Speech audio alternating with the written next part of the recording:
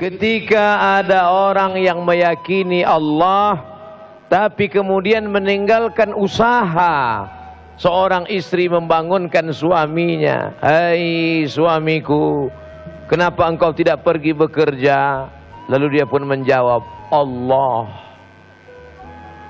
Tapi istrinya juga cerdas.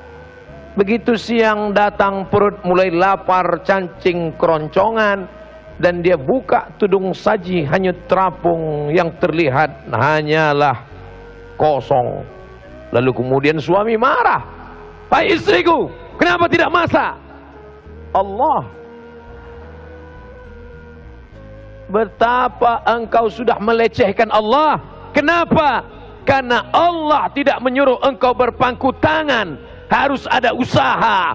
Orang yang hanya berusaha tapi tidak mau berdoa, sombong.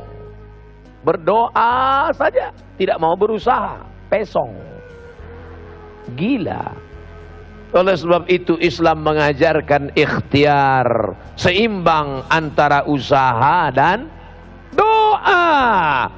Jangan sampai Indonesia, negeri yang kita cintai, yang ketika pesawat akan mendarat, semua memuji kagum hijau. Untayan zamrud katulistiwa, gemah ripah loh jenawi, tongkat dan batu jadi tanaman. Hebat, luar biasa. Tapi kalau kita tidak berusaha bangkit, Indonesia akan tertinggal dengan negara-negara lain. Kita harus bangkit, kita harus bangkit. Siap untuk bangkit? Maka masa depan cerah ada di hadapan kita. Tapi harus ada usaha. Ambil bambu, pasang tali pancing, pasang mata kail pancing, letakkan umpannya, kau tegakkan, kau tancapkan di tepi sungai, di tepi kolam, di tepi laut. Itu urusanmu. Masalah mendatangkan ikannya itu urusan Allah. Ini sekarang banyak anak muda ketika ditanya, "Kenapa tidak pasang pancing?" Ya kalau ada ikannya, kalau tidak, ikan urusan Allah. Masalah Allah mau kuasa mendatangkan, ya innama amruhu iza arada syai'an ayakula lahu kun fayakun. Kalau Allah berkehendak, jangankan ikan tongkol, ikan paus datang. Bukan cuma mata kail pancing yang dipakannya, engkau pun ikut dimakannya sekalian. Lihatlah bagaimana Allah Subhanahu wa ta'ala ketika melihat ada seorang perempuan lemah, tidak berdaya, baru melahirkan anak. Anak itu bernama Isa, perempuan itu bernama Maryam. Satu surat khusus untuk Maryam, surah Maryam. Setelah Al-Kahfi, Maryam baru melahirkan anak. Tidak ada orang menjenguknya karena mereka memfitnahnya dia seorang pezina, karena sudah berzina dengan si Joseph, tukang kayu, kata orang Yahudi.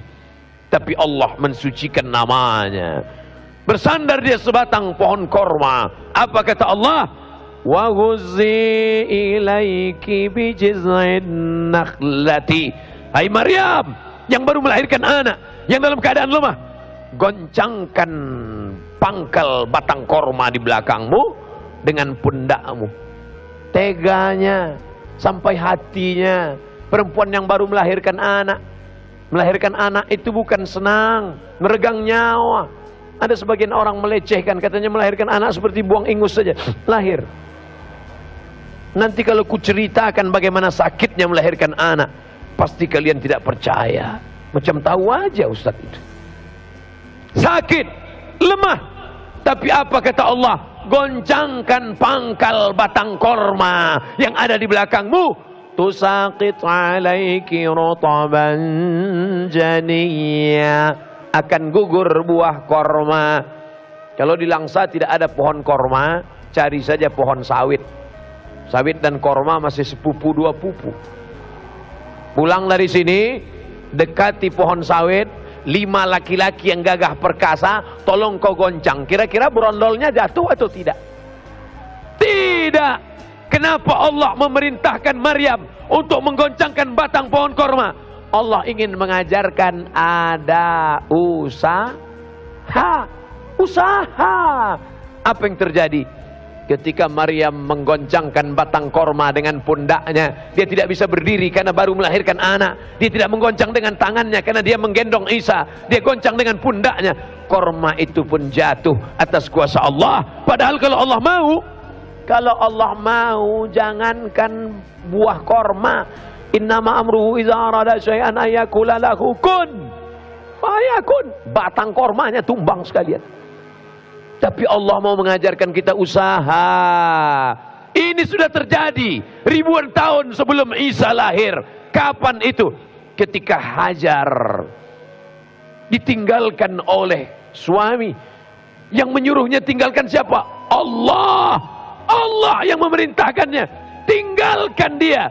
Fi wadin ghairi dzi zar'in. Ku tinggalkan di lembah yang tidak ada tanam-tanaman. Inda baitikal mu'arrab. Tapi apa yang terjadi? Naik ke bukit Safa, tidak ada air. Naik ke bukit Marwah, tidak ada air. Ternyata air bukan datang di bukit Safa, bukan muncrat di bukit Marwah, tapi air itu datang dari tumit anak kecil yang belum pandai berjalan. Zamzami, Zamzami, hai air Zamzam, keluarlah. Air itu diminum 3000 tahun lamanya.